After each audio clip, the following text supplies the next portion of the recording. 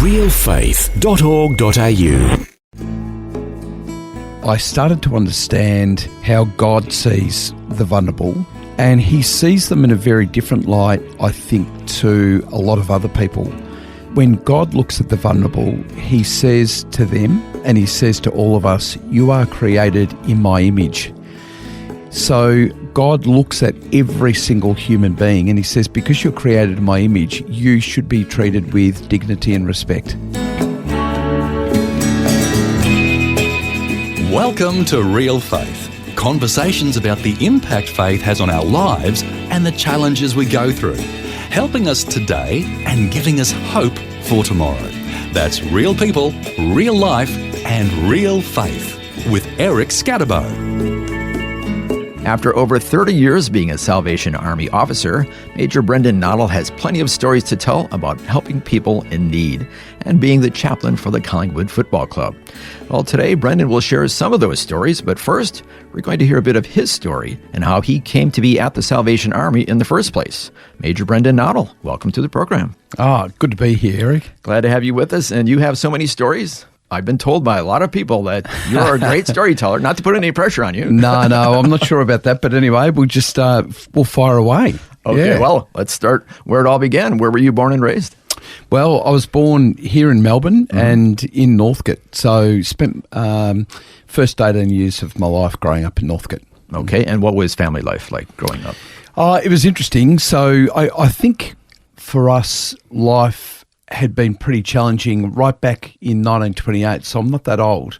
But my grandmother was 7.5 months pregnant with my mum, and she had 3 young boys, and her husband, so my grandfather, was a prolific gambler and had some other serious addictions as well. So he died in his early 40s.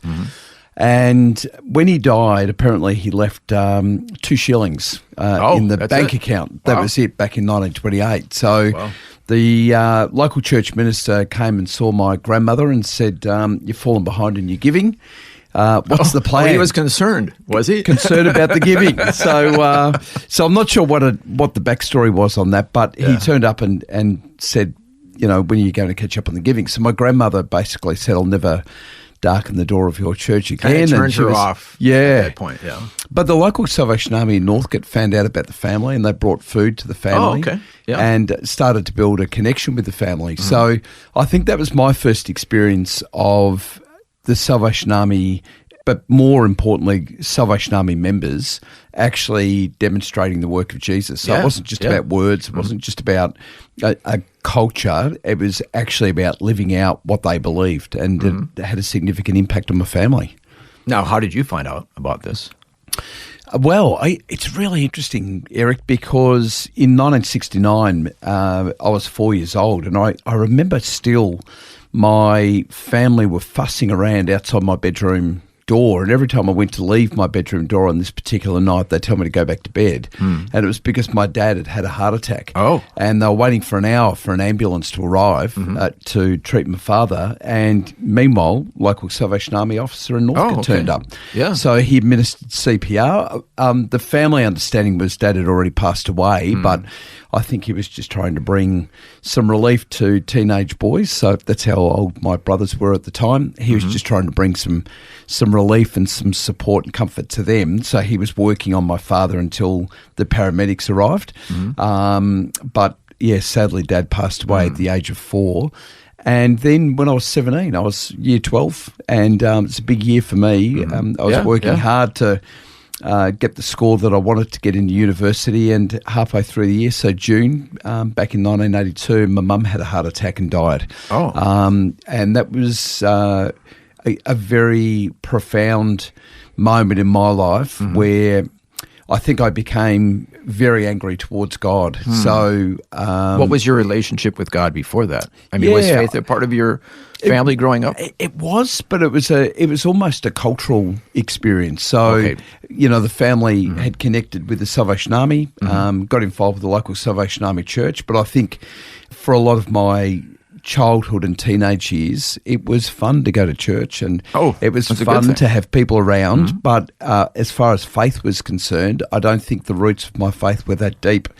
And so when I got to middle of year 12 and Mum died, I think I basically had the attitude that that's it. You know, I'm going to walk away from God. So I actually left at Melbourne and I went to Adelaide. So I went to the University of Adelaide in 83, and I vowed and declared I'd never go to church again. And so you're kind of angry. Extremely angry. Yeah. Because I was thinking, you know, if you're a God of love, why did you allow this to happen?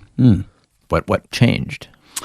Well, it was an interesting story because I went to a university college, so I still remember the story. I arrived on the Saturday, set my room up.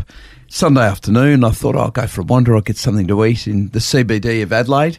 And I heard some music coming out of the Adelaide Town Hall, and I thought, wow, that sounds fantastic. So I wandered in. It was free. There was no one on the door. And I wandered in to, of all things, the Salvation Army Congress.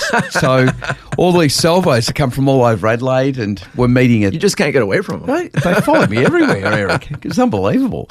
They should have been charged with stalking. But anyway, so I wander into the town hall and I'm sitting up the back. And there was a woman praying, and the woman was the head of the Salvation Army in Australia at that point, Eva Burrows, and she went on to become the world leader, the general of the Salvation Army. Okay. And she was praying, so out of respect, I thought, I'll just sit here quietly, I'll wait till she finishes, and then I'll leave.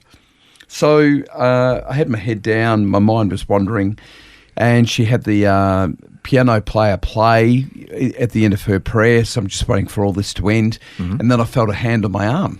And I looked up and it was Eva Burrows. So she'd spotted me walk in. Really? Yeah. She'd spotted me walk in. All the and way said, from the front, she spotted you? Yeah. So the place was packed. So I don't know how many people were in there. It was probably at least 1,000. Yeah.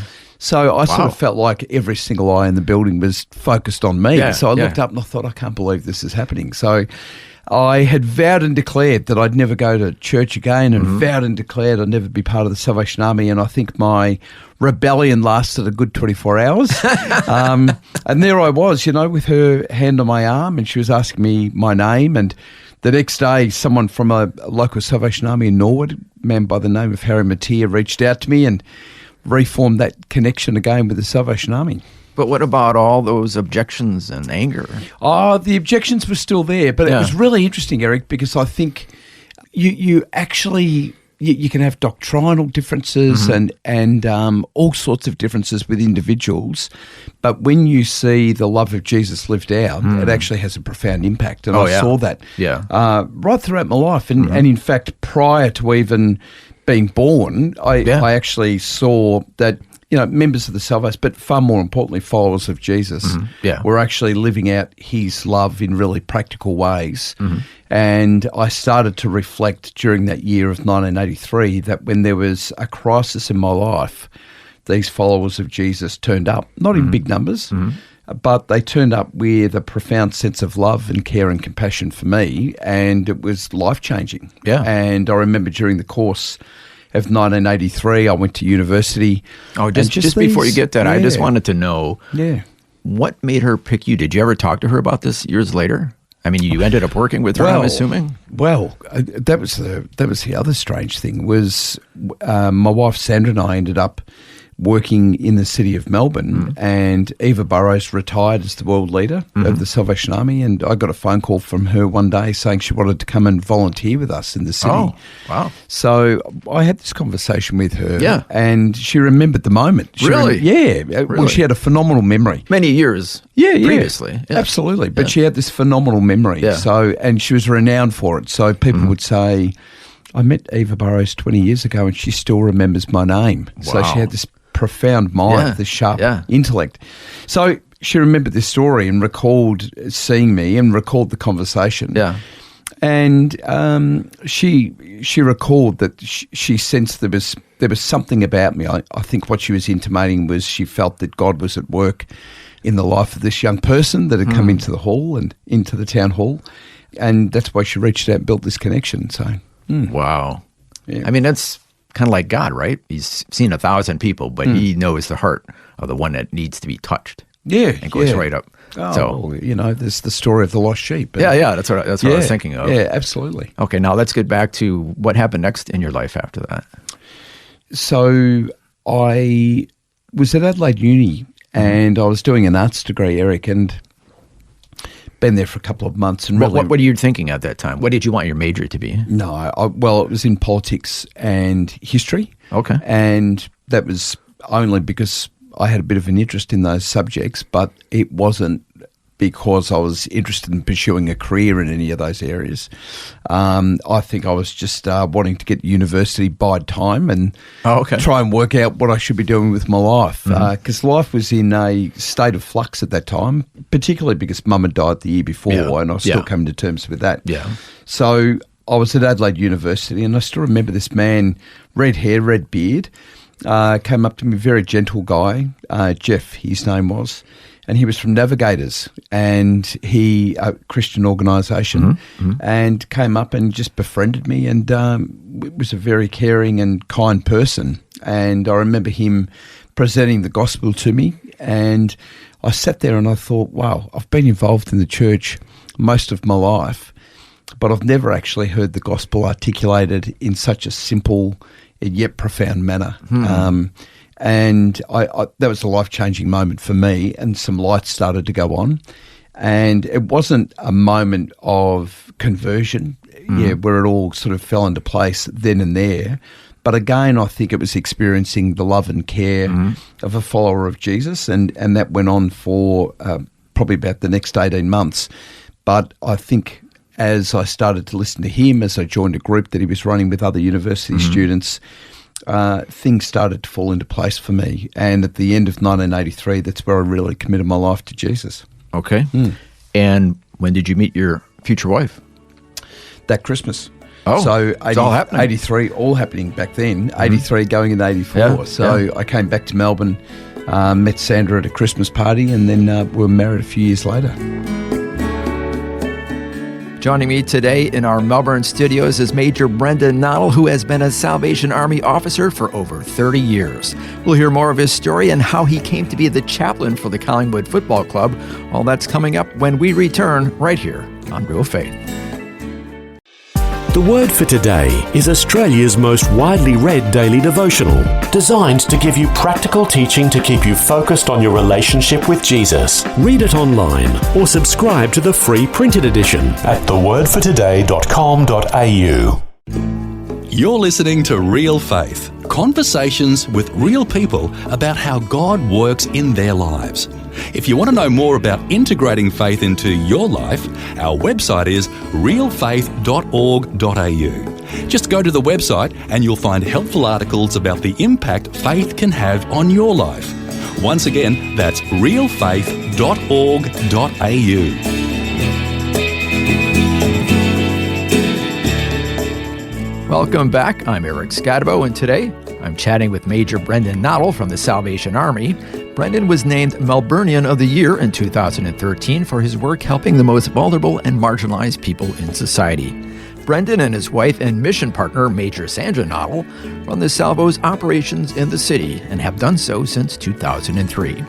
Now we'll hear more of Brendan's story as our conversation continues. And then both of you eventually start serving at the Salvation Army. How did that come about? Well, Sandra was the daughter of Salvation Army officers. Oh, okay. And it's in her blood. Yeah, in the blood. And Sandra had felt called by God to be a Salvation Army officer. And that was the last thing, absolutely the last thing on my mind. So, no interest? No interest at all. So when Sandra and I think... didn't want to ring the bell outside of stores at Christmas time? Or? No, never pushed my buttons, Eric, at all. And I think I had my mind starting to think about some other things in terms of a career, and being an officer was the last thing that I thought of. So again, that was probably another one of those crisis moments in my life where I thought, here I'm with someone that I love and someone that I believe loves me. And if I'm going to commit my life to be a Salvation Army officer, I need to make sure I'm doing it for the right reasons. So that was a massive sort of crisis in my life again, where I wrestled with God. And then eventually just felt this overwhelming sense of peace in time. Didn't come straight away. That's what I needed to do with my life. So got involved in some youth work with the Salvation Army at a youth refuge, and then ended up becoming going to Salvation Army Training College with Sandra, with our little daughter at the time, Ash. And then we ended up leaving the training college back in beginning of 1991, and we planted a church out at Mill Park. Now, your main activity, as I understand it, is helping the marginalized in society. Was that a part of your vision and goal right from the start, or did that eventually kind of gradually grow? Yeah, I think, Eric, I reckon it's part of my DNA. Like I think who I became as a human being was obviously shaped by God, but clearly shaped by my circumstances. So I think growing up in a family where, you know, Grandpa had serious addiction issues, got support from the Salvation Army. Dad dies, the family gets support from the Salvation Army. Mum dies, the family gets support from the Salvation Army. That care and that compassion for people doing it really tough was my story. And I would reflect often as a young person, as a teenager, about the impact that caring had on me. And I'd also reflect on what would have happened to me if I didn't receive that care. And I remember really feeling convicted and challenged about I needed then to share that care with others. And I think my understanding of the life and ministry of Jesus was of someone that had this profound love for everyone, but particularly for the most vulnerable. So you see that come through the stories of people that are marginalised and disenfranchised. Who's there with them? It's Jesus all the time. He's with them all the time. And that relationship that he had with them wasn't just about providing support and love and care. It was actually a transformative encounter that they had with Jesus as he did life with them. And I think that had that understanding of Jesus had a profound impact on me and continues to this day. Now, it's one thing to know and have a heart for helping the marginalized, but did you find you were good at it, or that it came naturally to you? I think for me, Eric, what happened was I started to understand how God sees the vulnerable, and he sees them in a very different light, I think, to a lot of other people. So I still hear stories today about people looking down on the vulnerable. I hear stories today of people passing judgment on the vulnerable. But when God looks at the vulnerable, he says to them, and he says to all of us, you are created in my image. So God looks at every single human being and he says, because you're created in my image, you should be treated with dignity and respect. You have value. Absolutely. Yeah. And I am deeply inspired by that thought. And so when I see someone that's really struggling, I try to look beyond, because that's what Jesus did right throughout the Gospels, is he looked beyond the presenting issues and he saw something beautiful in every single person's heart. And I think we have a responsibility to actually do that ourselves when we're engaging with each other.